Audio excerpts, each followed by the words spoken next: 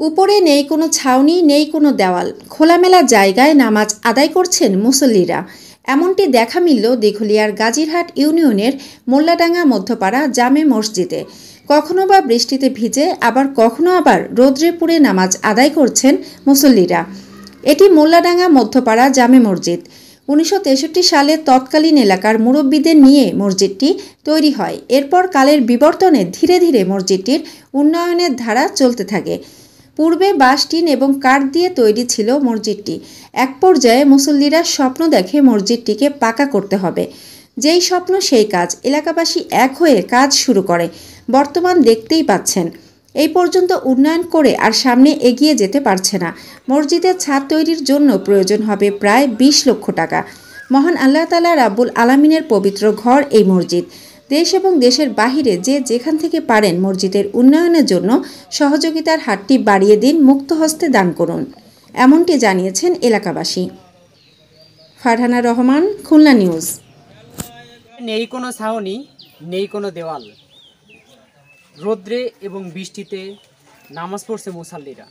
সুপ্রিয় দর্শক, এমনকি দেখতে পাচ্ছি খুলনা জেলার দিঘলিয়া উপজেলাধীন গাজীরহাট ইউনিয়নের মোল্লাডাঙ্গা মধ্যপাড়া জামে মসজিদে।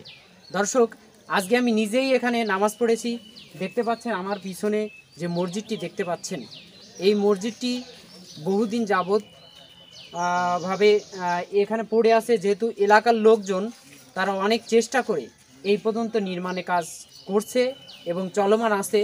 আসলে এই মসজিদের ছাদের জন্য প্রচুর পরিমাণে অর্থের প্রয়োজন, যা এলাকার মানুষ চেষ্টা করছে। আর এলাকার মানুষ যদি এইভাবে টাকা দিয়ে এই মসজিদের ছাদ করতে যায়, তাতে অতি দ্রুত সম্ভব নয়। দেখতে পাচ্ছেন মুসাল্লিরা কখনো আবার বৃষ্টিতে নামাজ পড়ছে, আবার কখনো রৌদ্রে পুড়ে নামাজ পড়ছে। এই মুহূর্তে দেশের ভিতরে এবং দেশের বাইরে যে সমস্ত দর্শক এই মুহূর্তে ভিডিওটি দেখছেন, আপনাদের কাছে আমার বিশেষ অনুরোধ, যে যা পারেন এই মসজিদের উন্নয়নের কাজের জন্য আমাদের নিচে যে ফোন নাম্বারটি দেখতে পাচ্ছেন, বিকাশ এবং নগদ নাম্বার, এই নাম্বারে আপনি আপনার তৌফিক অনুযায়ী 50 হোক, 100 হোক, 200 হোক, 2000 হোক, 5000 হোক, যে যা পারেন অবশ্যই এই মসজিদের এই নাম্বারে দান করবেন। বয়স কত বছর?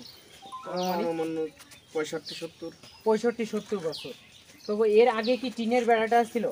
হালকা টিনের বেড়াটা ছিল, পানি পড়তো, মানে নামাজ পড়ার যে একটা পরিবেশ, ওই পরিবেশটা ছিল না। মানে 65-70 বছর আগে কি টিন দিয়ে মুরব্বীরা উঠে গেছিলো, মানে এইভাবে আর কি এমন পরিস্থিতি হয়েছিল যে নামাজ পড়ার যে একটা পরিবেশ এরকম ছিল না।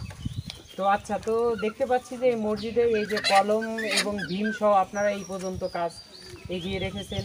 পাশাপাশি আমি যতটা শুনেছি এখানকার কমিটির লোকের কাছে, যে তাদের ফান্ডে যে টাকা আছে, এই টাকা দিয়ে এই মসজিদের ছাদ করা সম্ভব না, হয়তো সীমিত 1-2 হাজার টাকা আছে।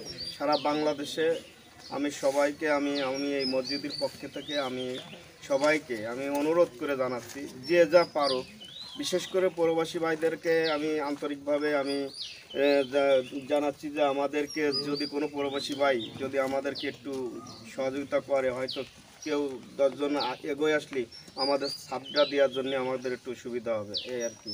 আর বিশেষ করে আমাদের যে মসজিদটা মিনিমাম একতলা উঠতে গেলেও আমাকে অনেক টাকার দরকার। অর্থাৎ যে টাকা আপনি দেখতেছেন কলমগুলো কেবল হয়েছে, এখনও লিন্টন ডালাই হয় নাই।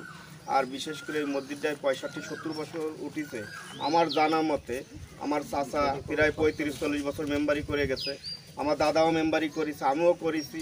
হয়তো আমার জানা মতে এইখানে বাইরে কোনো সহযোগিতা আদৌ পর্যন্ত আমরা পাই নাই। কি পাইছি নাকি?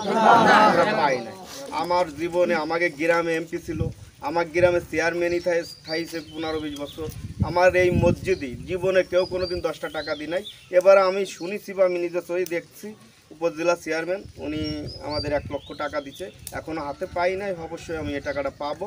আর আমাদের এই বিষয়টা আমাদের এমপি মহোদয় সাহেব, আমাকে প্রিয় মানুষ জননেতা আব্দুল সালাম মুর্শিদি সাহেবরে আমরা জানাইছি, উনি হয়তো আসবে, আইসে দেখবে, উনিও আমাদেরকে কিছু দেবে আশ্বাস দিছে, হয়তো অবশ্যই ওটা পাবো। কিন্তু এখন যে টাকার কাজ, আমাদের অনেক টাকার কাজ, আমরা যদি বিশেষ করে আমাদের প্রবাসী ভাইরা আমাদের অনেক আনুমানিক কত টাকা লাগতে পারে? আনুমানিক আমাদের ছাদের জন্য ছাদ পর্যন্ত কমপ্লিট করতে গেলে অন্তত যা করেছি এখনো 20 লক্ষ টাকা লাগে। একটি কথা না বললেই নয়, ইসলাম ধর্মে আমরা শুনেছি পৃথিবীর সবথেকে উৎকৃষ্ট জায়গা, ভালো জায়গা মসজিদ, নিকৃষ্ট জায়গা বাজার। অথচ দেখতে পাচ্ছেন আমার পাশে যে মসজিদটি অবস্থান করছে, উপরে ছায়নি নাই। যেহেতু বর্তমান বৃষ্টির মৌসুম, এখানে বৃষ্টি হলে কিন্তু মুসাল্লিরা নামাজ পড়তে পারছে না। এই জন্য আপনাদের কাছে আমার আকুল আবেদন, যে যা পারেন 50 টাকা 100 টাকা হইলেও আপনারা এই নাম্বারে বিকাশ করবেন, এই নাম্বারে নগদ করবেন। দেখতে পাচ্ছেন আমাদের নিচে এই যে ফোন নাম্বারটি দেওয়া রয়েছে এই নাম্বারে। তো এ পর্যায়ে আমরা কথা বলবো, এই নাম্বারটি যিনি জানেন, এটা কি আছে? হ্যাঁ, এজেন্ট এবং পার্সোনাল দুটোটাই আছে, সমস্যা নেই। আচ্ছা, নাম্বারটি আপনি বলেন তো। নাম্বারটা হচ্ছে 01615202063।